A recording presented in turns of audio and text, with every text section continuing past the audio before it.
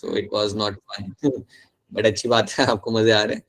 Alright, चलिए now let me start the screen share.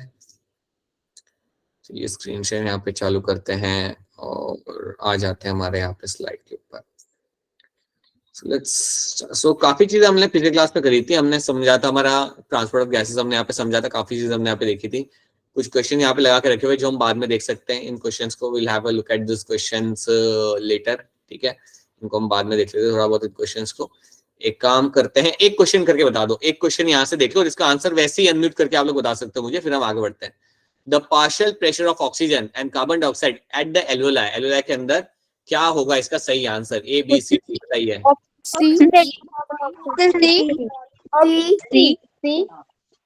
जो लोग यहाँ पे ऑप्शन सी कह रहे हैं उन सबका आंसर यहाँ पे है सही, बिल्कुल सी बात है। पार्शियल प्रेशर O2 का आपका एल्वेलाई के अंदर आपको होता है 104 और CO2 का आपका यहाँ पे रहेगा आपका 40 mmHg, बिल्कुल सी बात है। So that's the correct answer. देखो ऐसे भी क्वेश्चन आ जाते हैं, 3 साल पुराना ये क्वेश्चन है, तो ऐसे भी क्वेश्चन लोग कई बार पूछ लेते हैं, ठीक है। अच्छा ये बताइए कौन सा कार्टून है? Augie the cockroach. Augie and the cockroaches. Augie and Cockroach. Right right, सही है, अच्छी बात है। हम लोग देखते हो कार्टून, राइट, में तो टाइम नहीं मिलता।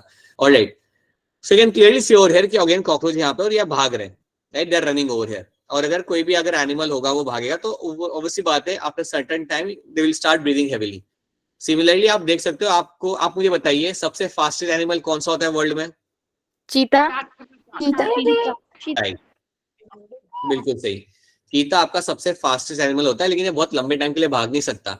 ये कुछ 30-45 सेकंड के लिए भागेगा, उसके बाद इसकी पूरी एनर्जी खत्म हो जाती है, then it will start breathing heavily. तो यहाँ पे ऑगी एंड कॉकरोच के ये जो कॉकरोच है यहाँ पे ये भी आपके भाग रहे हैं, और जब आप भागोगे तो उसके बाद आप क्या एक्सपेक्ट करते हो? You will have a high rate of breathing can be seen. तो इनके अंदर भी आपको एक हाई रेट ऑफ ब्रीदिंग आपको मिलेगा। ये लोग जब रुकेंगे तो बहुत ज्यादा ये लोग ब्रीदिंग कर रहे होंगे। तो मैंने आपको अभी थोड़ी देर पहले आपको बताया यहाँ पे कि आपके बॉडी के अंदर जो ब्रीदिंग होती है वो इसलिए होती है क्योंकि आपके बॉडी के अंदर, ब्लड के अंदर you will have a high amount of CO2। जब आप ज्यादा एक्सरसाइज करते हो, भागम दौड़ी करते हो, तो वो टाइम पे अमाउंट ऑफ CO2 आपके बॉडी में बढ़ जाएगा, और जब ये आपका बढ़ता है so it is going to control the breathing. So that is when you have a rapid breathing will be observe. तो ये बात मैं बार बार रिपीट कर रहा हूँ, ये बात आपको यहाँ पे हमेशा याद रखनी है, that when you have a high amount of CO2 in the blood, then that's when you will find a rapid amount of breathing will be observed। तो ये चीज आपको यहाँ पे याद रखनी है, ठीक है। चलिए नाउ अब मैं आपको यहाँ पे एक चीज समझाता हूँ। अब हम बात करते हैं यहाँ पे ट्रांसपोर्ट ऑफ गैसेस के बारे में। So let's talk about my transport of gases. So transport of gas में सबसे पहले बात करूँ यहाँ पे ऑक्सीजन ट्रांसपोर्ट के बारे में। So let's talk about my oxygen transport. कि ऑक्सीजन ट्रांसपोर्ट आपका कैसे किया जाता है और इसके क्या एडवांटेज होते हैं और क्या इसके अंदर आपको लाइक देखने के लिए यहाँ पे मिलेगा। तो ये पार्ट आपका बड़ा इंपॉर्टेंट है। देखिए इस चैप्टर के अंदर आप देखोगे दोनों चीजें, oxygen transport as well as में कार्बन डाइऑक्साइड ट्रांसपोर्ट। तो अभी हमारा फोकस लेकिन रहेगा हमारे यहाँ पे ऑक्सीजन ट्रांसपोर्ट को लेके। तो अगर आपसे कोई पूछता है कि आपके बॉडी के अंदर ऑक्सीजन कैसे ट्रांसपोर्ट किया जाता है, तो आपका आंसर यहाँ पे होगा that 97% of the oxygen will be transported via your RBC। 97% oxygen जो आपका होता है वो आपका RBC के थ्रू आपका ट्रांसपोर्ट किया जाएगा, और बाकी जो 3% आपका होता है, the remaining 3% will be transported with the blood plasma. बाकी 3% जो आपका यहाँ पे रहेगा that will be transported via blood plasma. तो ये चीज आपको यहाँ पे याद रखनी है, this is one thing you have to know, right. So 97% oxygen will transported by the RBC and बाकी 3% ऑक्सीजन जो आपका यहाँ पे होगा that will be transported via the blood plasma. तो ये चीज आपको यहाँ पे याद रखनी है, that's a very important thing you have to remember, right. अब क्वेश्चन मेरा यहाँ पे आता है कि आपका RBC कैसे करता है ट्रांसपोर्ट। तो याद रखना आपका जो RBC होगा, RBC के ऊपर होते हैं आपके haemoglobin. So if you make RBC over here, assume करते कि मेरा यहाँ पे एक RBC है, तो याद रखना RBC के ऊपर आपको मिलेंगे आपके हीमोग्लोबिन लगे हुए हैं। सो याद रखना the RBC is always going to have a haemoglobin. So RBC के अंदर आपके लगे होते हैं आपके यहाँ पे हीमोग्लोबिन। सो अज्यूम करिए मेरा हीमोग्लोबिन है, right. So RBC will have the haemoglobin, ठीक है। अब आपको याद रखना है कि RBC के ऊपर एक हीमोग्लोबिन नहीं होते हैं, ऐसा नहीं कि एक ही लगा होता है। यहाँ पे तो हमने एक ही बनाया है, you don't have a single haemoglobin. याद रखना RBC पे आपको मिलेंगे अराउंड लाइक 3 मिलियन हीमोग्लोबिन आपको मिलेंगे। सो RBC will have a huge amount of haemoglobin will be seen. याद रखना RBC पे लगे होते हैं मेरे कई सारे हीमोग्लोबिन, एक नहीं होते, मिलियंस ऑफ हीमोग्लोबिन आपके यहाँ पे होते हैं। So will have a haemoglobin आपके लगे होते हैं RBC के ऊपर, और ये जो मेरा हीमोग्लोबिन यहाँ पे रहेगा यही मेरी मदद करता है मेरे ऑक्सीजन ट्रांसपोर्ट के लिए, यही मेरी यहाँ पे मदद करेगा फॉर द ऑक्सीजन ट्रांसपोर्ट। अब मैं आपको एक बात बताता हूँ, फॉर एग्जाम्पल कि आपके आरबीसी के अंदर कभी भी आपका न्यूक्लियस नहीं होता, ये बात तो आप पहले से जानते हो। आरबीसी के अंदर कोई भी आपको न्यूक्लियस देखने के लिए नहीं मिलता, ना ही आरबीसी के अंदर कोई माइटोकॉन्ड्रिया या कुछ और होता है। तो याद रखना, आरबीसी के अंदर कोई भी ऑर्गेनल या न्यूक्लियस नहीं होता, क्योंकि आपको पूरा एरिया कवर करना पड़ता है हीमोग्लोबिन के साथ। आपके पूरे आरबीसी के अंदर आप हीमोग्लोबिन रखते हो, इसलिए आपने ना ही वहां पे कोई न्यूक्लियस रखा होता है, ना ही वहां पे कोई आपका माइटोकॉन्ड्रिया या कोई दूसरा ऑर्गेनल आप वहां पे रखते हो। तो ये बात आपको याद रखनी है, that RBC will have all areas occupied by the haemoglobin. ठीक है, तो अभी हमारा फोकस रहेगा ये समझना कि आपका आरबीसी कैसे करता है ट्रांसपोर्ट ऑक्सीजन का, और वो करते समय उसको क्या चीजों की जरूरत पड़ती है, and how it will get affected. ठीक है, तो याद रखना 97% will travel by RBC and remaining 3% will travel by the blood plasma, मतलब ब्लड के अंदर जो प्लाज्मा होता है उसमें मिक्स होकर आपका ऑक्सीजन ट्रांसपोर्ट किया जाता है। तो चलिए समझते हैं oxygen transport in terms of the haemoglobin. अब जब मैं बात करता हूँ हीमोग्लोबिन के बारे में, when I discuss haemoglobin, so इसके बारे में आप कुछ चीजें याद रखना। So when we discuss about the haemoglobin, तो इसमें आप कुछ चीजों के बारे में आप प्लीज याद रखिएगा जो आपको हमेशा याद होनी चाहिए कि हीमोग्लोबिन में क्या होगा। It is made up of my 2 parts, ये 2 चीजों से बना होता है। यहाँ पे ये बना होता है एक प्रोटीन से, और प्रोटीन का नाम यहाँ पे आपका होगा globin. So there is a protein is involved with that protein is called as myoglobin. और दूसरा कंपोनेंट जो आपका यहाँ पे है that is my heme part. So दूसरा पार्ट जो मेरा यहाँ पे होगा that is going to be the heme part. ठीक है, सो याद रखना you will have 2 parts over here, you will have the globin and you have the heme part. तो याद रखना हीमोग्लोबिन के अंदर आपको 2 चीजें यहाँ पे मिलती है, एक आपका होता है globin that's a protein part, और एक फिर आपका यहाँ पे होता है हिम पार्ट। ठीक है, अब हिम पार्ट क्या होता है? Him part is made up of my iron. Him part is made up of your iron. Saw him part is made up of your iron, right. और जो ग्लोबिन होता है बेटा, ये तो आपका एक प्रोटीन होता है। This is actually going to be a protein. ये आपका एक यहाँ पे प्रोटीन रहेगा, राइट। सो इसलिए आयरन का होना बड़ा जरूरी होता है बॉडी के अंदर, तभी आपका हीमोग्लोबिन बन सकता है, राइट। इसलिए कहा जाता है कि पालक खानी चाहिए, पालक has a good amount of iron which actually helps in haemoglobin formation. बल्कि देखा जाए तो कई सारे ग्रीन वेजिटेबल्स की वजह से आपका लाइक आयरन का कंटेंट आपके बॉडी में मेंटेन रहता है, and that's why you can find the haemoglobin can be formed. ठीक है, तो अगर मैं आपको यहाँ पे एक लाइक रफ पिक्चर अगर आपको बना के बताऊं, तो समझो ये मेरा हीमोग्लोबिन है। अज्यूम करो कि मेरा यहाँ पे एक हीमोग्लोबिन है, राइट। तो क्वेश्चन यहाँ पे ये आता है कि एक हीमोग्लोबिन के ऊपर आपके कितने ऑक्सीजन मॉलिक्यूल बैठ के जा सकते हैं। सवाल ये है कि एक हीमोग्लोबिन है, समझो मेरा एक हीमोग्लोबिन है, तो इसके ऊपर कितने ऑक्सीजन मॉलिक्यूल बैठ के जा सकते हैं। तो याद रखना, एक सिंगल हीमोग्लोबिन के ऊपर आपके बैठ के जा सकते हैं 4 ऑक्सीजन मॉलिक्यूल्स। आपके सिंगल हीमोग्लोबिन के ऊपर बैठ के जा सकते हैं आपके हमेशा 4 ऑक्सीजन मॉलिक्यूल्स। इतना रखना, एक सिंगल हीमोग्लोबिन के ऊपर 4 सीटें होती हैं, उन 4 सीटों पे 4 ऑक्सीजन मॉलिक्यूल्स बैठ के जा सकते हैं। याद रखना, so you will have in a single haemoglobin molecule you will have the 4 him part. 4 आपके हिम वाले एरियाज होंगे। So you have 4 him part. Saw him वाले जो एरिया आपके यहाँ पर तो 4 होते हैं। ये जो सर्कल बना रहा हूं, these are my heme part. ठीक है, these are the heme part. और इन्हीं हिम पार्ट के ऊपर आके बैठेगा मेरा यहाँ पे ऑक्सीजन मॉलिक्यूल। सो याद रखना, एक सिंगल हीमोग्लोबिन के अंदर आपको 4 हिम रीजन्स मिलेंगे। ये हिम पार्ट्स जो होते हैं वो 4 होते हैं, जो आयन से बने हुए होते हैं। और ये जो हिम पार्ट्स आपके यहाँ पे होंगे, इनके ऊपर आपके 4 ऑक्सीजन मॉलिक्यूल्स आपके लग सकते हैं, एक के ऊपर एक आपके यहाँ पे लग जाएगा। सो याद रखना, a single haemoglobin can carry around 4 oxygen molecules. ये बात याद रखना, ये बड़ा ही सिंपल सा लाइक इंफॉर्मेशन है, लेकिन इसके ऊपर बेस भी आपको क्वेश्चन आता है कि याद रखना, a single haemoglobin can carry around 4 oxygen molecules. Simple haemoglobin आपके 4 ऑक्सीजन मॉलिक्यूल्स को आपका कैरी करके लेके जा सकता है। So this is something should be clear to all of you, right. इसके हम पिक्चर देखते हैं to get a better idea. तो यहाँ पे देखिए हम लोग बात करें about my transport of gases. तो अभी हम बात करेंगे ऑक्सीजन के बारे में, राइट। CO2 के बारे में बात करेंगे बाद में। तो ये 2 तरीके से जाता है, as a dissolve form of plasma, plasma के अंदर डिसॉल्व होकर जा सकता है, या फिर एज अ ऑक्सी हीमोग्लोबिन, या फिर as a oxy haemoglobin. Oxy haemoglobin का बेसिकली यहाँ पे मतलब आपके यहाँ पे ये बन रहा है कि जब मेरा हीमोग्लोबिन कंबाइन करता है मेरे ऑक्सीजन के साथ, तो उसे हम बोलते हैं यहाँ पे एज अ HbO2। उसे हम बोलते हैं यहाँ पे HbO2। इसका एक और नाम यहाँ पे आपका होगा oxy haemoglobin. This is also called as my oxy haemoglobin.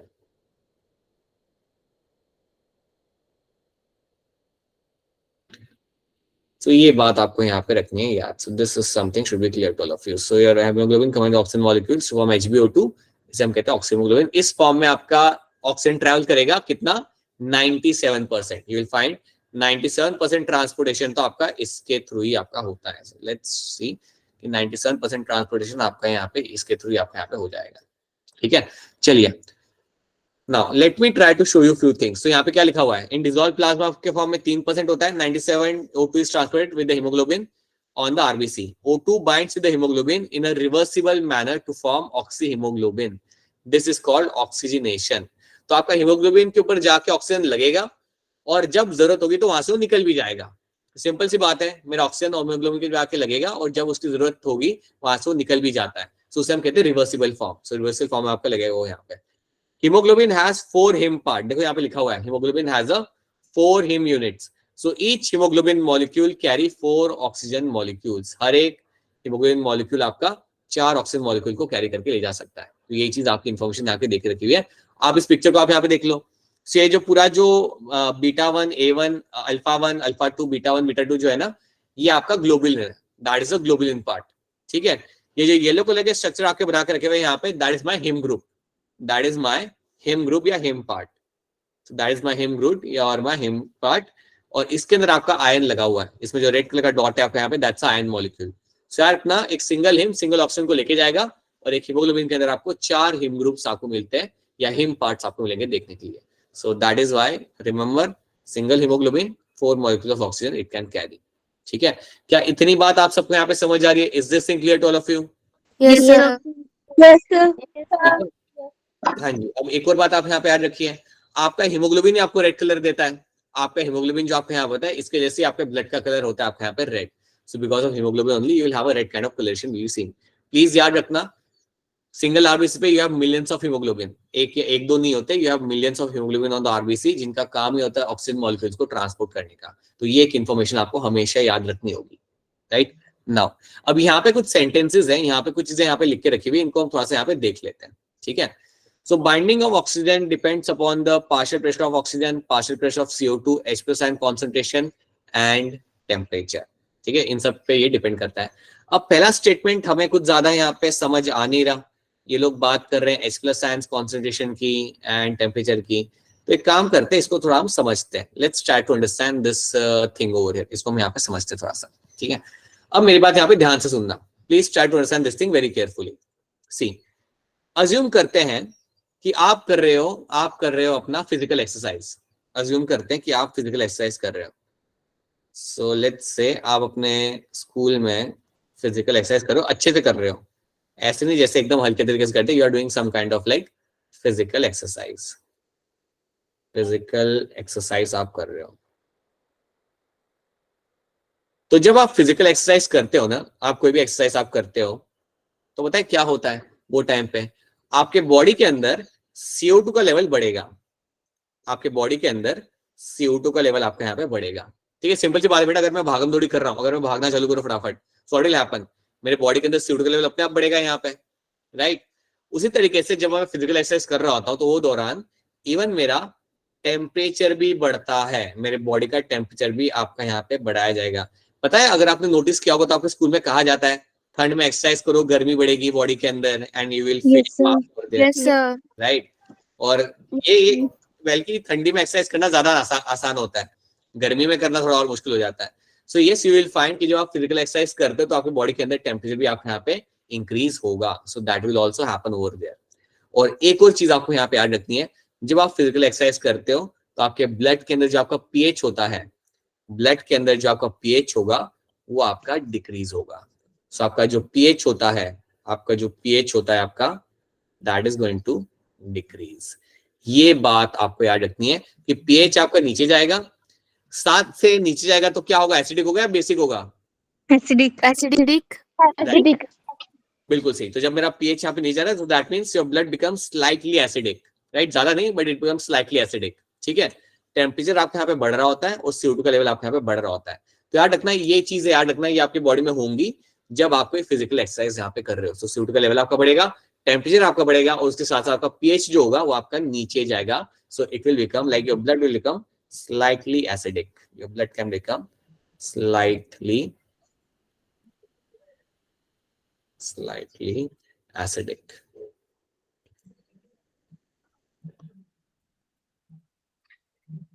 तो ये बात आपको यहाँ पे याद रखनी है। अब एक और ये सारी चीज पता है एक और कंडीशन में हो सकती है, एक और कंडीशन के अंदर ये सब हो सकती है जब आप कर रहे हो डीप सी डाइविंग। समझो आप सांस लेते हो, एक बड़ी सी सांस लेते हो और आप पानी में डूब कूद लाइक डाइव कर लेते हो, और फिर आप अंदर जाके अपने एनिमल्स को आप ढूंढ रहे हो, वहां पे सी टर्टल को ढूंढ रहे हो, फिश को ढूंढ रहे हो, राइट, आप कुछ ऐसा कर रहे हो, ठीक है।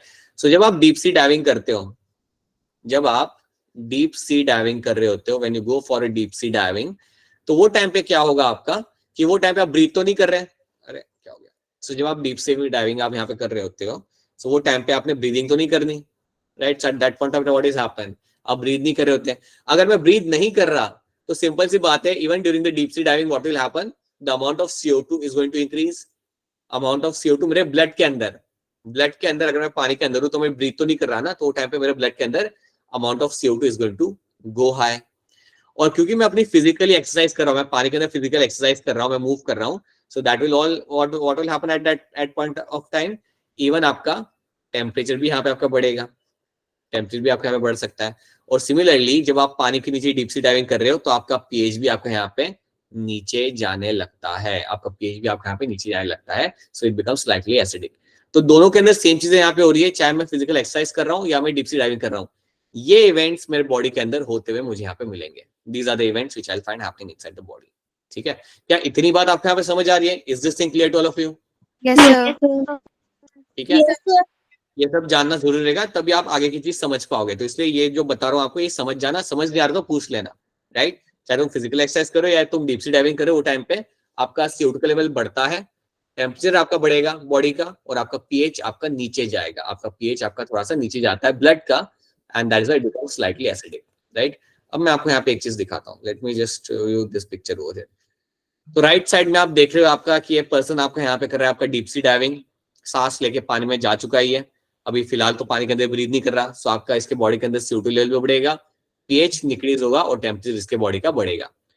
लेफ्ट हैंड साइड पे आप देख रहे हो यहाँ पे लोग एक्सरसाइज कर रहे हैं, तो यहाँ पे भी सेम चीज होगी, CO2 बढ़ेगा, आपका टेम्परेचर बढ़ेगा, एंड पीएच इन लोगों का यहाँ पे नीचे जाएगा। So that is what you find happening over here, right.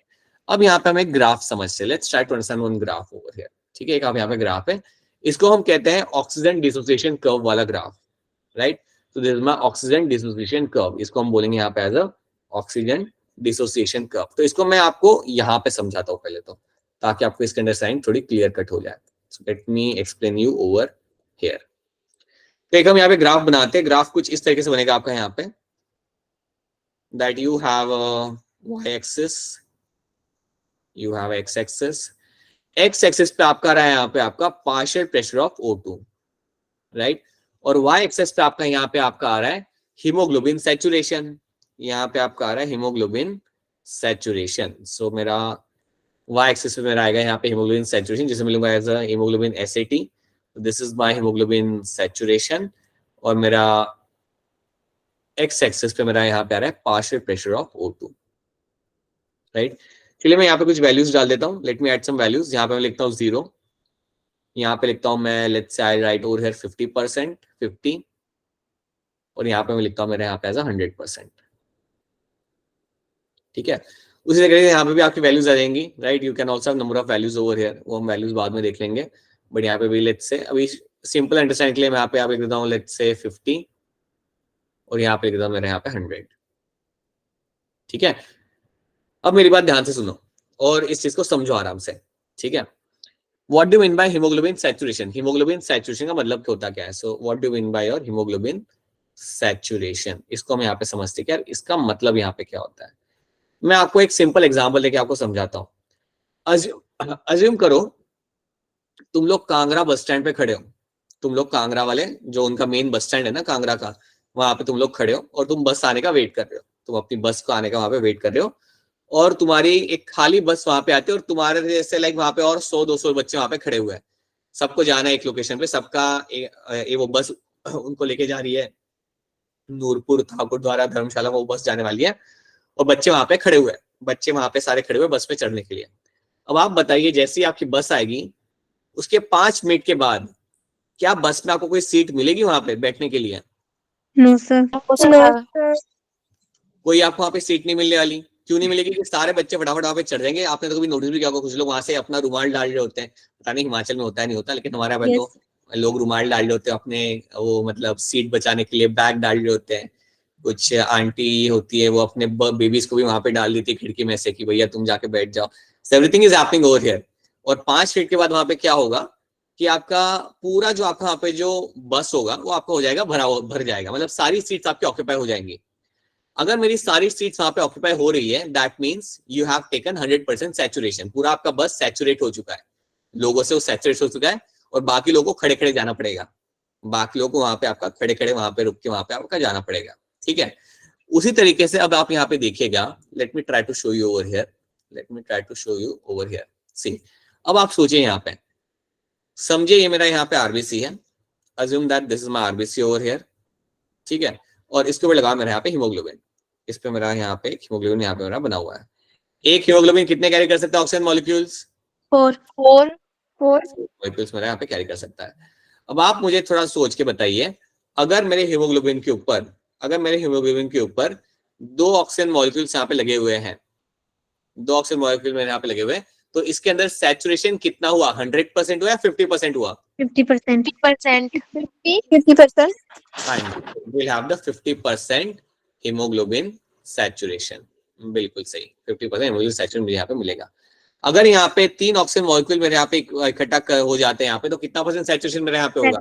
75%. यहाँ पे चेंज हो चुका है, now it has become my 75% hemoglobin saturation can be seen। ठीक है, और अगर मेरे यहाँ पे 4 के 4 ऑक्सीजन मॉलिक्यूल बढ़ जाते तब 100%. बिल्कुल सही, then I have a 100% hemoglobin saturation can be seen। बिल्कुल सही, अब मेरा यहाँ पे सैचुरेशन मेरा 100% यहाँ पे हो चुका है। ठीक है, तो अब सिंपल सी बात है बेटा, जहां से आपकी जर्नी स्टार्ट हो रही है, जहां से आपकी बस भरी जा रही है, वहां पे तो 100% सैचुरेशन होगा ही होगा। ठीक है, वहां से तो आपका 100% सैचुरेशन आपका होता ही होता है। ठीक है, अब आप मेरी बात ध्यान से सुनना, आपकी कांगड़ा से बस निकली, आपकी बस जाने लगती है, आपकी पहले जाती है नूरपुर जाती है, जैसे ही नूरपुर पहुंचती है वहां पे कुछ लोग उतर जाते हैं, फिर वहां से वो जाती है, लेट्स से वो पालमपुर जाती है। अब रूट थोड़ा अजीब बन रहा है यहाँ पे, बट प्लीज अंडरस्टैंड, समझो वहां से वो पालमपुर गई, वहां पे उसने और 10 लोग को उतारा, मैं भी उतर गया वहां पे, फिर और आगे गई वो, फिर वहां पे आपका फिर धर्मशाला आया, वहां पे भी कुछ लोग उतरे। तो आप मुझे बताइए, जैसे जैसे मेरी बस आगे बढ़ेगी, जैसे जैसे वो अलग अलग डेस्टिनेशन पे पहुंचती जाएगी, क्या सैचुरेशन बढ़ेगा या कम होगा? कम होगा. आपका सैचुरेशन कम होता जाएगा। लोग जैसे जैसे आप आगे बढ़ोगे, तो देखो आपने नोटिस भी किया होगा, जो लोग खड़े होते हैं उन्हें बैठने की जगह मिल जाती है, राइट? Yes, sir. ऐसा होता है कि जो लोग बिल्कुल ही 2-4 सीटें खाली भी रहती है, क्योंकि काफी लोग उतर चुके हैं। ठीक है, काफी लोग यहाँ पे उतर जाते हैं। तो ये स्टोरी यहाँ पे याद रखना, क्योंकि ये स्टोरी के बेसिस पे आप कुछ चीजें आप यहाँ पे समझोगे। Now let's come back over here, let's come back to the graph. अब ग्राफ में यहाँ पे क्या है आपका? Haemoglobin saturation. तो अब आपको मालूम होना चाहिए what is my haemoglobin saturation. ये सारी वैल्यूज है मेरे यहाँ पे परसेंटेज के अंदर। ठीक है, और यहाँ पे एक्स एक्सिस पे मेरा यहाँ पे पार्शियल प्रेशर ऑफ O2, जो आप जानते हो, लाइक यहाँ पे लिखा मैंने 0, 50, 100, मैंने सिर्फ यहाँ पे वैल्यू डाल के रखी हुई है। अब इसका जब आप ग्राफ बनाते हो ना, यहाँ पे इसका ग्राफ होता है सिग्मोइडल ग्राफ। सिग्मोइडल ग्राफ आपने पहले भी देखा है, याद करिएगा, सिग्मोइडल ग्राफ ग्रोथ के अंदर आपने देखा हुआ है। ठीक है, so now let's see what will be the story over here. तो चलिए इस सिग्मोइडल ग्राफ को हम यहाँ थोड़ा बहुत समझते हैं। ठीक है, ये मेरा पे सिग्मोइडल ग्राफ। अब इस ग्राफ को समझने के लिए आप इस ग्राफ को 2 पार्ट्स में डिवाइड कर दो। जो लेफ्ट वाला जो एरिया है यहाँ पे, ये जो लेफ्ट वाला एरिया है यहाँ पे, इसको हम यहाँ पे आप बोल दो एज अ, दिस लेफ्ट वाला area you called as a tissue वाला एरिया। ये लेफ्ट वाले एरिया को आप यहाँ पे लिख दो आपका यहाँ पे टिश्यू। वो जो राइट वाला एरिया यहाँ पे है आपका, जहाँ पे अवंती लिखा हुआ है यहाँ पे, जिसको मैं बाद में निकाल दूंगा for example, this area over here is called as my lungs. So this area over here is going to be called as your lungs. ठीक है, एक second, just give me a minute. Let me do one thing over here. Let me just get rid of this thing.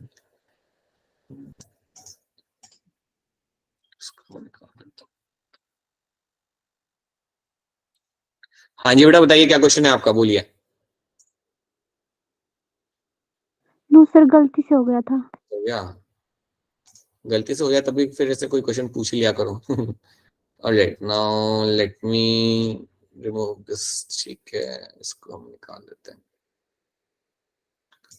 Oh, alright, so you have the lungs वाला part and you have the tissue वाला। So right वाला जो area मेरा यहाँ पे, that's the lungs वाला part। ठीक है, and left side वाला जो मेरा यहाँ पे, that's the tissue वाला part। Okay, अब आप यहाँ पे ध्यान से देखना। Now please try to understand this thing very clearly। Now what will be happening here ना, ये वाला जो आपका एरिया है, यहाँ से लेके जो राइट साइड वाला जो मेरा यहाँ पे एरिया है, इससे जो राइट मेरा वाला जो एरिया है, that is all the lungs वाला पार्ट, मतलब इमेजिन दैट्स अ लंग्स वाला एरिया, ठीक है।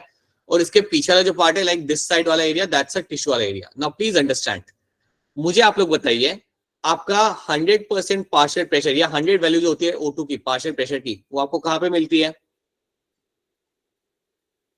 मुझे एक बात बताओ, चलो आप मुझे एक बात बताओ जी, सुनो, 104 mmHg जो मेरा वैल्यू था पार्शियल प्रेशर ऑफ O2 का, ये हमें कहाँ मिलता था? एल्वेोलाई, बिल्कुल सही। एल्वेोलाई मतलब मैं, अगर मैं एल्वेोलाई यहाँ पे लिख रहा हूँ तो क्या मैं इवन कह सकता हूँ लंग से मिल जाता है ना? अब तुम सोचो यहाँ पे, कि मेरे ये लंग्स वाले एरिया के अंदर मेरे सारे पार्शियल प्रेशर ऑफ O2 मेरा यहाँ पे है 100, ठीक है। The partial pressure of O2 is going to be around 100, ठीक है। तो क्या होगा, वहां पे सारे O2 मॉलिक्यूल्स खड़े, वहां पे क्यों खड़े? वहां पे वो लोग वेट कर रहे हैं मेरे आरबीसी के आने का। जैसे ही आरबीसी आएगा, सब लोग भाग भाग के उसके ऊपर चढ़ जाएंगे। जैसे आपके लोग बस के अंदर चढ़ते हैं दौड़ दौड़ के, वैसे ही आपके जो ऑक्सीजन मॉलिक्यूल्स वहां पे फटाफट जाके आरबीसी के ऊपर जाके चढ़ जाएंगे। तो आप मुझे बताइए, अगर मेरे ऑक्सीजन मॉलिक्यूल्स आरबीसी के ऊपर जाके बैठ जाते हैं, तो क्या मेरा वहां पे सैचुरेशन 100% होगा या नहीं होगा? Yes sir. बिल्कुल मेरा वहां पे 100% सैचुरेशन होगा। तो इसलिए आप नोटिस करना कि जो मेरा 100% सैचुरेशन जो आपको यहाँ पे दिख रहा है ना, जो मैंने यहाँ मार्क किया हुआ 100% सैचुरेशन, ये बिल्कुल इसके पैरेलल में आता है। This will come completely parallel to the this वाला पॉइंट। और ये वाला जो आपके यहाँ पे पॉइंट है, दिस पॉइंट ओवर हियर, यहाँ पे भी आपको मिलेगा आपका 100% of partial pressure of your O2, ठीक है।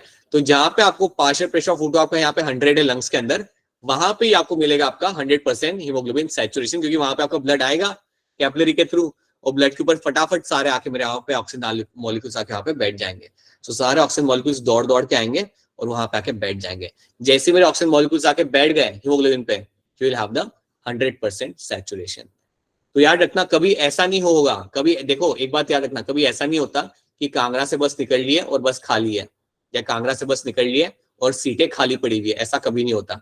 उसी तरीके से जब मेरा आरबीसी मेरा निकलेगा लंग्स में से, तो कभी ऐसा नहीं होगा कि वहां पे सीट्स खाली होंगी, वहां पे हीमोग्लोबिन सैचुरेशन नहीं हुआ होगा। You will have the 100% saturation. क्या इतनी बात आप सबको यहाँ पे समझ आ रही है? Is this thing clear to all of you? Yes sir. ठीक है, तो यहाँ पे आपका हो गया सैचुरेशन। अब देखो यहाँ पे होता क्या है, आरबीसी वहां से निकले and now they will go towards the tissue. वही तो काम है उनका, ब्लड का काम क्या होता है? ऑक्सीजन को लेना लंग से और टिश्यू तक जाना। अब तुम ऐसे इमेजिन करो कि यहाँ से अब मेरा जो जर्नी है, now what is happening that my, जब मैं यहाँ पे नीचे की तरफ मूव कर रहा हूँ, सो व्हाट इज हैपनिंग कि मेरे आरबीसी जा रहे हैं टुवर्ड्स द टिश्यूज। तो ये मेरे आरबीसी टिश्यू की तरफ जा रहे हैं। और अगर मेरे आरबीसी ट्रैवल करके टिश्यू की तरफ जाएंगे तो क्या होगा, जहां पे ऑक्सीजन नहीं होगा वो लोग ऑक्सीजन वहां पे देते जाएंगे, राइट। जब मेरे लंग्स से जब मेरे आरबीसी जाएंगे टिश्यू की तरफ, वो देखेंगे अरे किडनी के पास ऑक्सीजन नहीं है, उसे एक मॉलिक्यूल दे दिया। अरे लीवर के पास मॉलिक्यूल नहीं ऑक्सीजन का, तो उसे उन्होंने वहां पे दे दिया। तो देखो यहाँ पे हो क्या रहा है, जैसे आप लंग्स से टिश्यू की तरफ जाओगे, आपका हीमोग्लोबिन सैचुरेशन आपका कम होने लगेगा। क्या आप यहाँ पे देख सकते हो, जैसे आप नीचे की तरफ जा रहे हो यहाँ पे, सैचुरेशन आपका यहाँ पे कम हो रहा है, ठीक है। और आप नीचे उसको आप कोरिलेट कर सकते हो, जैसे आप लंग से दूर जाओगे, जैसे आप लंग से दूर जा रहे हो, तो आपका पार्शियल प्रेशर O2 का भी आप यहाँ पे कम होने लगेगा, राइट। सबसे ज्यादा पार्शियल प्रेशर O2 कहाँ पे आपका? लंग्स की तरफ। लेकिन जब आप टिश्यू की तरफ जाते हो, when you go towards the tissues, तो टिश्यू में क्या होगा, आपका पार्शियल प्रेशर कम होगा। आपका पार्शियल प्रेशर जो आपका होता है ऑक्सीजन का, वो हमेशा कम रहेगा। तो अगर आपका पार्शियल प्रेशर यहाँ पे आपका कम है, तो ऑब्वियसली बात है वहां पे ऑक्सीजन को रिलीज करोगे, ठीक है। जहां पे O2 नहीं है, वहां पे हीमोग्लोबिन ऑक्सीजन को रिलीज करेगा, और इस तरीके से आपका सैचुरेशन आपका यहाँ पे कम होता जाएगा जैसे आप टिश्यू की तरफ जाते रहोगे। क्या इतनी बात आपको यहाँ पे समझ आ रही है? Is this thing clear to all of you? ठीक है, तो आपको याद पहले तो क्या करना, मतलब अपने दिमाग में इसको डिवाइड कर लो। लेफ्ट हैंड साइड वाला टिश्यू है मेरा पार्ट, और राइट साइड वाला पार्ट है मेरा यहाँ पे लंग्स वाला पार्ट। लंग्स वाले पार्ट के अंदर you will have 100% 100 will be the partial pressure of O2, और यहाँ पे मुझे मिलता है मेरा यहाँ पे 100% सैचुरेशन। जैसे मैं टिश्यू की तरफ जाना चालू करता हूँ, तो मेरा यहाँ पे हीमोग्लोबिन सैचुरेशन कम होगा। अगर आपसे कोई पूछता है कि यार क्यों कम हो रहा है, तो आप बताइए उन्हें कि जैसे आप टिश्यू के पास जाना चालू करोगे, ऑक्सीजन मॉलिक्यूल्स दिए जाएंगे टिश्यू को, और दिए इसलिए जा रहे हैं उन्हें ऑक्सीजन मॉलिक्यूल क्योंकि वहां पे नहीं ऑक्सीजन मॉलिक्यूल्स, सो इसलिए you will find the saturation of haemoglobin will keep on decreasing. तो ये चीज आपको, इतनी बात आपको यहाँ पे समझ आनी चाहिए। So that should be clear to all of you, okay. अब यहाँ पे क्या होता है, ये चीज तो आपने यहाँ पे देख ली। अब यहाँ पे एक टर्म आता है, वो टर्म यहाँ पे होता है P50।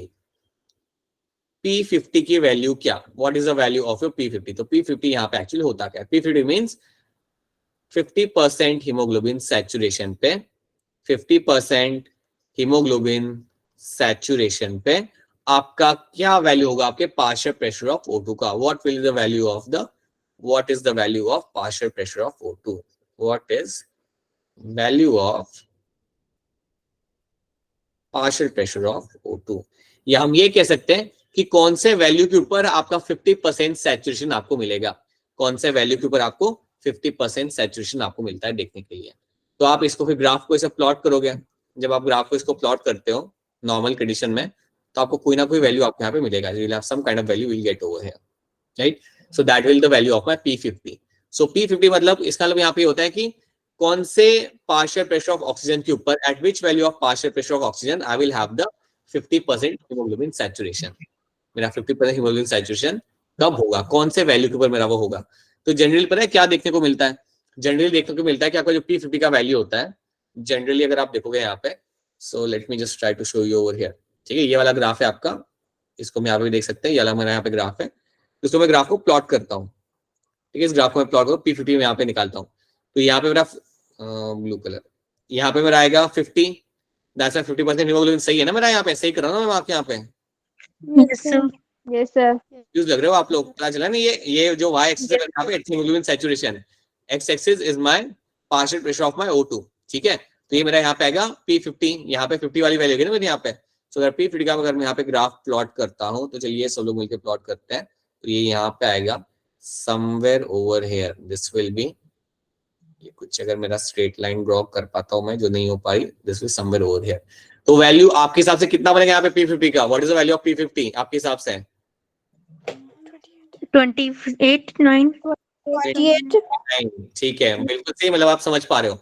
सो P50 की वैल्यू Yes, आप sir. अभी एक ले लेते हैं, नॉर्मली जो वैल्यू आप लेती है that will be around 25 mmHg, ठीक है? ये नॉर्मली आपको मिलेगी आपकी वैल्यू। सो आप सबके अंदर, आप सब अभी भागम दौड़ी नहीं कर रहे, सब लोग आप बैठे हुए हो, आप सबके सब अभी फिलहाल यहाँ पे बैठे हुए हो, और क्योंकि आप बैठे हुए हो, आराम कर रहे हो, तो वो टाइम पे आपकी जो P50 की वैल्यू होगी वो आपकी इतनी रहेगी, ठीक है? सो नॉर्मल कंडीशन के, this is the value in the normal condition, ये आपकी वैल्यू आपकी रहेगी यहाँ पे नॉर्मल कंडीशन के अंदर। This will be the value in your normal condition. जब आप कोई फिजिकल एक्टिविटी नहीं कर रहे, वो टाइम पे आपकी वैल्यू आपको यहाँ पे मिल जाएगी, राइट? क्या ये वैल्यू चेंज हो सकती है? The answer is yes. आपकी P50 की वैल्यू आपकी चेंज की जा सकती है, ये आपकी चेंज हो सकती है बॉडी के अंदर।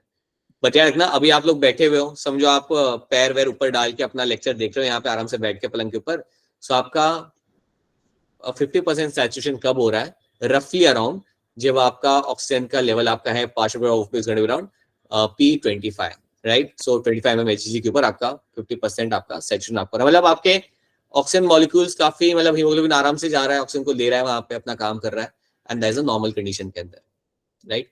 अब इतनी बात आप यहाँ पे पहले याद रखना। अब एक और बात आप यहाँ पे समझिए कि हमने कुछ बात की थी, हमने बात ये की थी कि जब आप फिजिकल एक्सरसाइज करते हो, जब आप फिजिकल एक्सरसाइज कर रहे होते हो, तब आपकी बॉडी के अंदर कुछ होता है, या जब आप डीप सी डाइविंग कर रहे होते हो, तब आपकी बॉडी के अंदर कुछ होता है। तो अब मुझे बताइए, जब आप डीप सी डाइविंग कर रहे होंगे, तो आपकी बॉडी में CO2 का लेवल बढ़ेगा या कम होगा? Increase होगा. Yes. CO2 का लेवल आपकी बॉडी के अंदर आपको बढ़ेगा जब आप कोई डीप सी डाइविंग या फिजिकल एक्सरसाइज कर रहे होंगे। तो अगर आप कोई डीप सी डाइविंग या फिजिकल एक्सरसाइज कर रहे हो, तो क्या आपकी बॉडी में टेम्परेचर बढ़ेगा या कम होगा? बढ़ेगा. बढ़ेगा, बिल्कुल सही बात है। और उसी दौरान आपका pH कम होगा या बढ़ेगा? कम होगा. कम होगा. pH आपका कम होगा, बिल्कुल सी बात है। जो हमने यहाँ पे बात किया था ना, जो चीज हमने यहाँ पे जिक्र किया था, वही चीज हम यहाँ पे बात करें। This will be the events happening over here, right?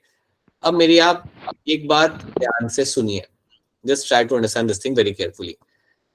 Assume करते हैं कि आपके पास मैं एक बास्केट रखता हूँ, और बास्केट में अराउंड 100 टेनिस के balls, 100 tennis balls in a basket, और मैं कहता हूं कि इन 100 बॉल्स को आप फेंको, अपने 4 मिनट लो, टेक योर 4 मिनट्स, वो सारे बॉल्स को बास्केट में से निकाल के दूर फेंको, ठीक है?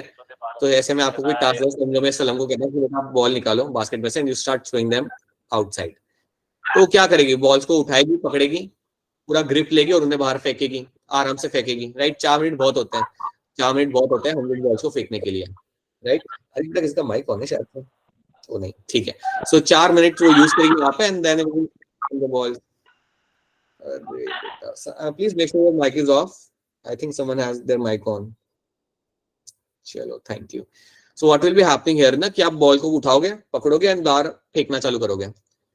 अब अगर मैं सेम चीज सलम को कहता हूँ करने के लिए 30 सेकंड के अंदर, if I told not even 30, I tell her to do the in 20 seconds, तो एक बात बताइए, क्या सलम बॉल को अच्छे से पकड़ के फेंकेगी या बस निकाल के फेंकेगी तुरंत, या वो अच्छे से पकड़ेगी, ग्रिप लेगी और वापस फेंकेगी, या एकदम बस उठाएगी और डालेगी बाहर? क्या करेगी वो? एकदम एकदम से उठाएगा। उठा के फेंकेंगे। एकदम एकदम से बाहर डाल फेंकेंगे। देगी, राइट। उसने कौन सा ग्रिप लेके ऐसे पूरा स्ट्रेच करके आम फेंकना, उसका सही नहीं उतना टाइम, 20 सेकंड में उसने उसे फेंकना है वहां पे, राइट। तो मेरी बात आप यहाँ पे ध्यान से सुनिए, जब आपके पास टाइम था, जब आपके पास बहुत ज्यादा टाइम था वहां पे, वो टाइम में आपने बॉल को अच्छे से ग्रिप में आपने पकड़ा और फिर आपने उसे वहां पे फेंका। जब आपके पास टाइम नहीं था, जब आपको ये काम फटाफट करना था, तो आपने क्या किया? बॉल के ऊपर अच्छी ग्रिप नहीं बनाई, आपने बस बॉल को उठाया, बाहर निकाल के फेंका, बॉल को उठाया, बाहर निकाल के फेंका, अपनी ग्रिप उसके ऊपर अच्छी नहीं बनाई। यही चीज आपके बॉडी के अंदर होती है। जब आप कोई फिजिकल एक्सरसाइज कर रहे होते हो, तो वो टाइम पे आपके टिश्यूज को चाहिए बहुत जल्दी जल्दी ऑक्सीजन मॉलिक्यूल्स। जब आप कोई फिजिकल एक्सरसाइज कर रहे होते हो, तो याद रखना आपके टिश्यू को चाहिए बहुत ज्यादा अमाउंट में, बहुत फटाफट होने चाहिए ऑक्सीजन मॉलिक्यूल्स। तो वो पता है, वो टाइम पे पता है क्या होगा? आपका जो ग्रिप होता है ना हीमोग्लोबिन का, ऑक्सीजन के साथ वो वीक हो जाएगा। मतलब हीमोग्लोबिन ऑक्सीजन को पकड़ेगा जरूर, लेकिन बहुत टाइटली पकड़ के नहीं रखेगा। क्यों उसे टाइटली पकड़ के नहीं रख रहा?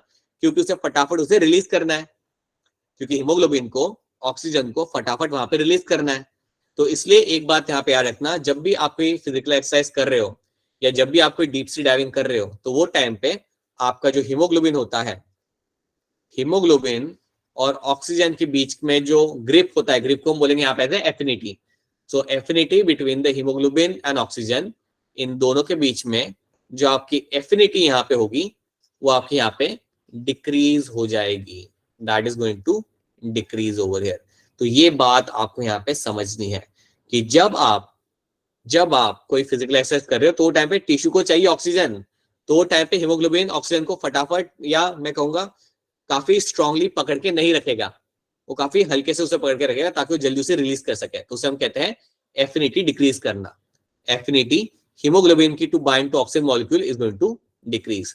तो ये बात आपको यहाँ पे याद रखनी है कि जब आप ये दो इवेंट्स कर रहे हो, जब आप फिजिकल एक्सरसाइज कर रहे हो या डीप सी डाइविंग कर रहे हो, या अगर आप सांस बंद करके बैठे हुए हो, तो वो टाइम पे हीमोग्लोबिन की जो एफिनिटी होती है टुवर्ड्स द ऑक्सीजन मॉलिक्यूल्स, वो आपके यहाँ पे डिक्रीज हो जाएगी।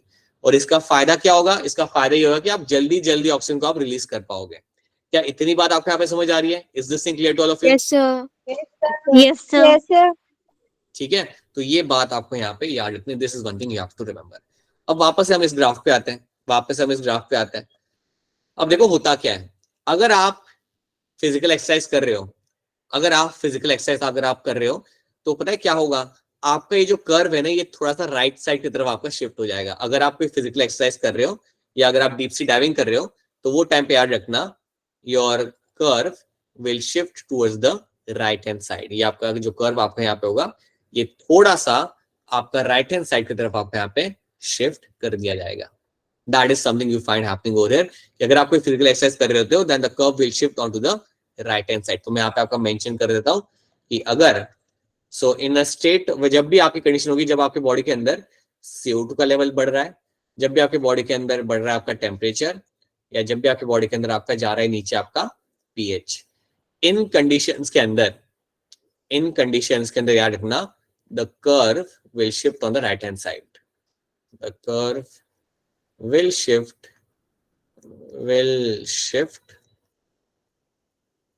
on right side,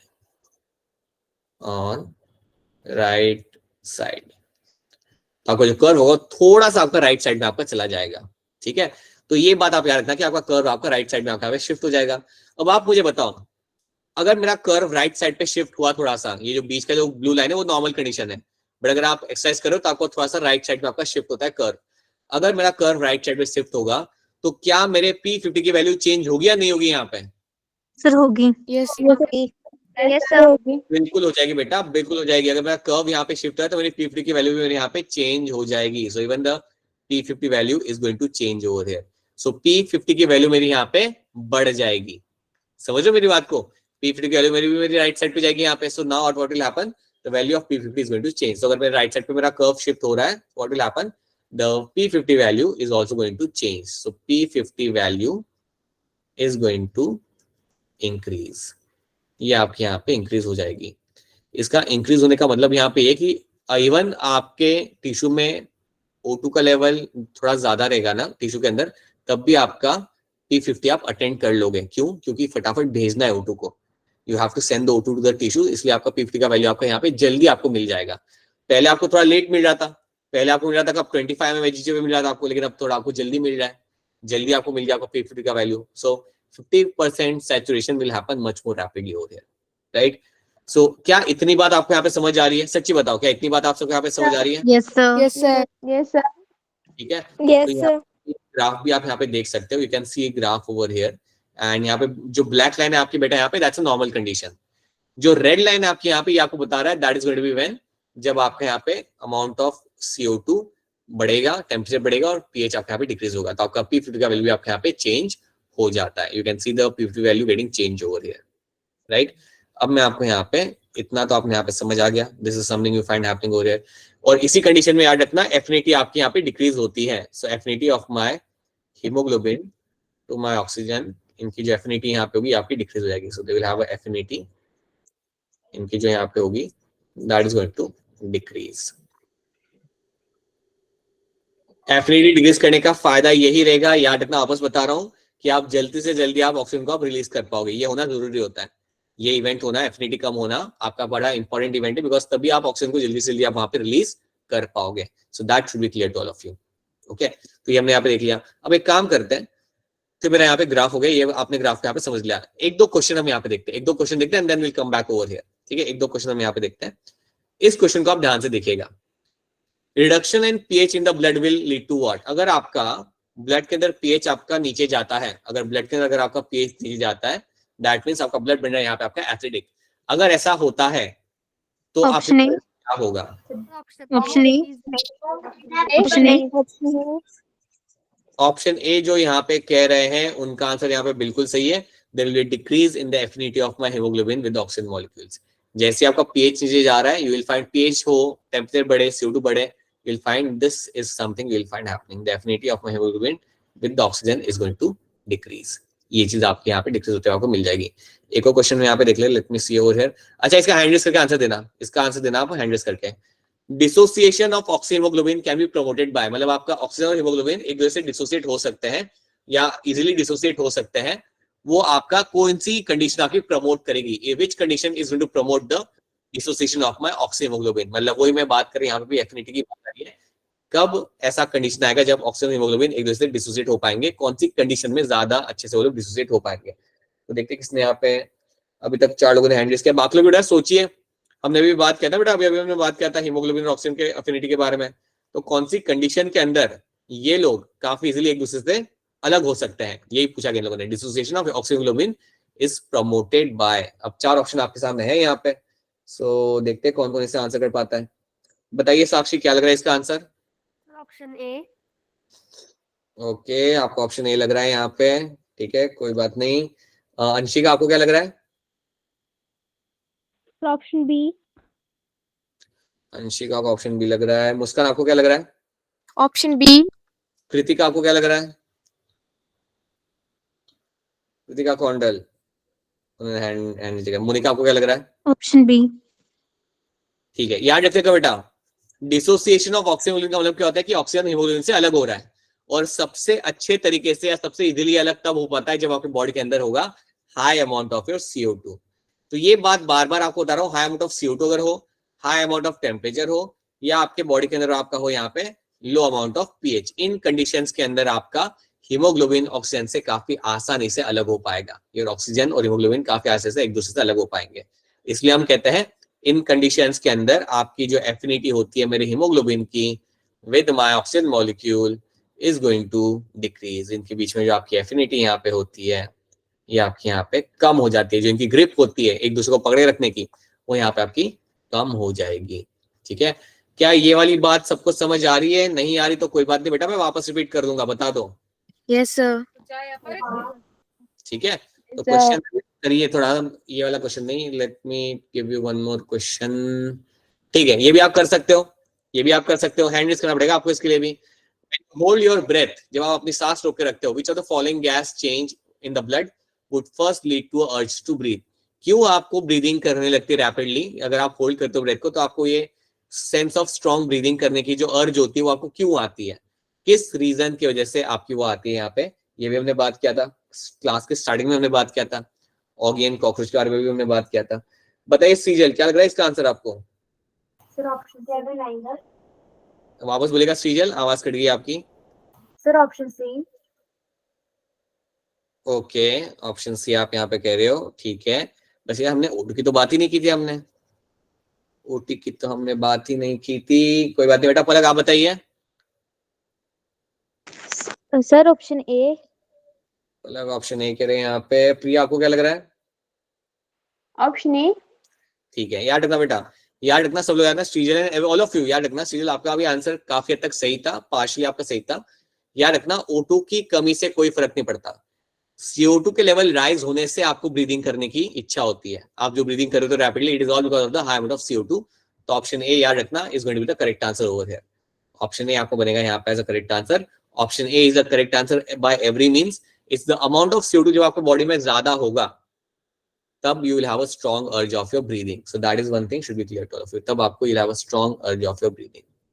ठीक है, तो ये चीज आपको यहाँ पे याद रखनी है। This is something should be clear to all of you. ठीक है, एक और क्वेश्चन हम लोग यहाँ पे ट्राई कर सकते हैं, एक और क्वेश्चन हम लोग यहाँ पे ट्राई कर सकते हैं। आइडेंटिफाई नहीं, इसे हम बाद में करते हैं, और you'll get confusion। इसको एक और टॉपिक समझाने के बाद मैं इसे एक्सप्लेन कराऊंगा इस क्वेश्चन को। ठीक है, तो अभी हम पहले यहाँ पे देखते हैं, अभी हम पहले थोड़ा सा रिवाइज करते हैं आगे बढ़ने से पहले, बिकॉज सब पता होना ज्यादा जरूरी है। अभी हम लोग यहाँ पे बात कर रहे हैं हमारे यहाँ पे O2 ट्रांसपोर्ट की। 97% आरबीसी हो रहा है, 3% आपका होता है ब्लड प्लाज्मा से। RBC will have haemoglobin. Generally कितने हीमोग्लोबिन होते हैं आरबीसी के अंदर, कितने हो जाते हैं? 4 नहीं नहीं नहीं नहीं, हीमोग्लोबिन तो बहुत ज्यादा होता है। millions of hemoglobin। हाँ जी, वो एक हीमोग्लोबिन पे 4 बाइंडिंग साइट्स होती है, ये याद रखना। ठीक है, सो हीमोग्लोबिन के अंदर 2 पार्ट्स आपको मिलेंगे यहाँ पे, ग्लोबुलिन एंड हिम पार्ट।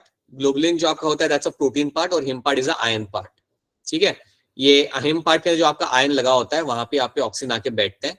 सो एक हीमोग्लोबिन पे मेरे 4 ऑक्सीजन मॉलिक्यूल्स आप यहाँ पे हमेशा ट्रैवल करेंगे। ठीक है, सो ये हमने यहाँ पे देख लिया। देन हमने यहाँ पे देखा, ये सब हम यहाँ पे देख चुके थे। देन हमने आपको बताया था what is my haemoglobin saturation. क्या हीमोग्लोबिन सैचुरेशन क्या होता है, आप सबको समझ आ रहा है? Yes sir। सबसे ज्यादा हीमोग्लोबिन सैचुरेशन कहाँ पे होला, लंग्स के तरफ या टिश्यू के तरफ? lungs लंग्स की एरिया तरफ। में आपका हीमोग्लोबिन सैचुरेशन आपका सबसे ज्यादा वहां पे होगा, बिल्कुल सही बात है। ठीक है, हीमोग्लोबिन का स्ट्रक्चर हमने यहाँ पे देखा। देन इसको इग्नोर करो, इसे हम पूरा सब कुछ समझने के बाद इसे हम देखेंगे, राइट। देन मैंने आपको कुछ बताया कि अगर आप फिजिकल एक्सरसाइज कर रहे हो तो आपके बॉडी के अंदर ये सारे चेंजेस आपको देखते हुए आपको यहाँ पे मिलेंगे। अगर आप फिजिकल एक्सरसाइज कर रहे हो तो ये सारे चेंजेस आपकी बॉडी में आपको होते हुए मिलते हैं, चाहे सेम चीज होती है आपकी डीप सी डाइविंग के अंदर।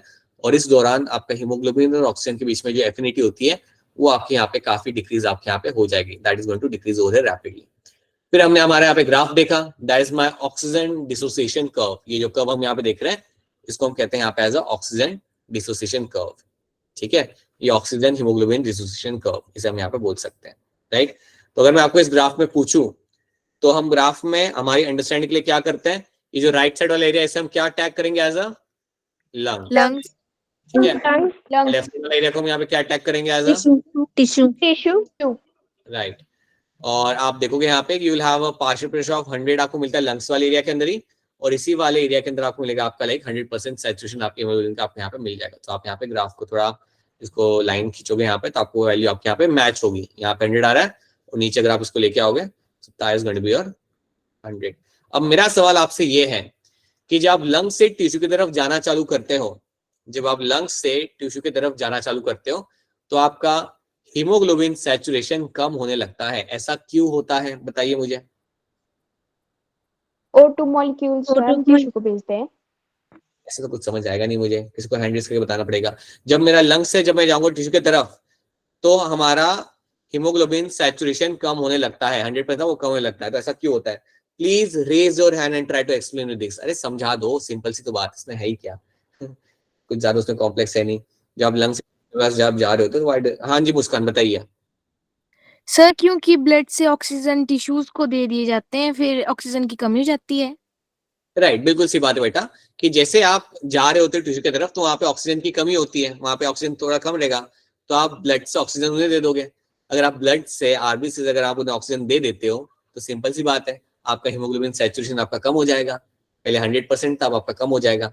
तो ये बात आप सब लोग याद रखिए कि जैसे आप टिश्यू की तरफ जा रहे होते हो तो टिश्यू में तो ऑक्सीजन कम होता है ना, जैसे आप जा रहे हो तो आप देखो जब ऊपर से नीचे आओगे तो आपका ऑक्सीजन यहाँ पे कम हो रहा है, पार्शियल प्रेशर ऑक्सीजन आपका कम हो रहा है, तो आप ऑक्सीजन देना चालू करते हो, तब आपका हीमोग्लोबिन ऐसे देना चालू करेगा कि लो भैया तुम भी रखो, तुम भी रखो, और जब वो ऑक्सीजन देना चालू करेगा तो सिंपल सी बात है, सैचुरेशन आपको वहां पे कम होने लगता है। That is something you will find happening. So यार इतना P50 की वैल्यू नॉर्मल कंडीशन में आप रहती है अराउंड 25 mHg इतनी, ठीक है, और ये वैल्यू आपकी चेंज हो सकती है अगर आप कोई एक्सरसाइज करते हो तो ये वैल्यू आपकी बिल्कुल चेंज होगी।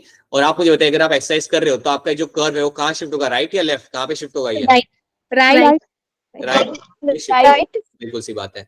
और अगर ये मेरा कर्व राइट में शिफ्ट हो रहा है तो क्या उससे मेरी P50 की वैल्यू चेंज होगी या नहीं होगी? Yes sir. बिल्कुल हो जानी है बेटा, बिल्कुल मेरी P50 की वैल्यू वहां पे मेरी चेंज हो जानी है, ठीक है। तो इतनी बात मैं चाहूंगा कि आप लोग यहाँ तक के लिए याद रखिए, दैट्स इट, इतना आप यहाँ पे याद रखिए और इसे एक बार पढ़िए, खुद से पढ़िए। अगर आपको इतना समझ आ रहा है ना, अगर आप इतनी चीजों पे ग्रिप बना पा रहे हो, अगर इतनी चीजों के ऊपर आपकी एफिनिटी अच्छी है तो आपको क्वेश्चन सॉल्व करने में आसानी होगी, आपसे क्वेश्चन सॉल्व हो जाएंगे, ठीक है। Will solve as many question as possible from this topic, क्योंकि नीट का काफी हॉट टॉपिक होता है, इसमें से काफी अच्छे क्वेश्चन बन के आते हैं, ठीक है। तो इतनी जो इन्फॉर्मेशन है ना, बस इतनी, उसको आप कैसे भी करके एब्जॉर्ब करिए रात भर, रात को सोने से पहले एक बार और सुबह उठने के बाद एक बार पढ़ के इसको आप एब्जॉर्ब कर लीजिए, ताकि आपको इसके आगे वाली चीज समझने में आपको आसानी होगी, ठीक है। सो एक बार फिर आपसे पूछ रहा हूँ, क्या यहाँ तक बातें आप सबको यहाँ पे समझ आ रही है? Yes sir. Yes, sir. Yes, sir. ठीक है। सो चलिए, अच्छी बात है, इसको हम फिर वापस से देखेंगे ना, इसको थोड़ा सा कल पास से, तो एकदम you will have a strong grip on that, ठीक है, and you will understand everything. अगर आपको अभी समझो लेक्चर खत्म होने के बाद आपको सिर्फ कुछ चीजें समझ नहीं आई या कुछ चीजों पे ग्रिप नहीं है तो घबराइए मत, कल तक आपको समझ आ जाएगा, ठीक है। गिव योरसेल्फ सम टाइम, एक बार इसे खुद से देखने की कोशिश करो, कोई चीज समझ नहीं आ रही you can reach out to me, और कल हम वापस देखेंगे इस चीज को थोड़ा सा एक बार फिर, so you will understand everything, ठीक है। So alright, so that's it from my and. अगर कोई क्वेश्चन या सवाल है तो प्लीज आप अपने सवाल अपने पूछ सकते हैं, अगर कोई सवाल नहीं है तो बेटा आपका लेक्चर यहाँ पे खत्म होता है, हम लोग मिलेंगे वापस से सेम टाइम पे कल। सो इतना पढ़ के आइएगा, so we try to understand few more things over there, ठीक है। चलो then, bye bye, Thank you, sir. Bye, sir. Thank you, sir. Bye, sir. Thank you, sir. Bye bye.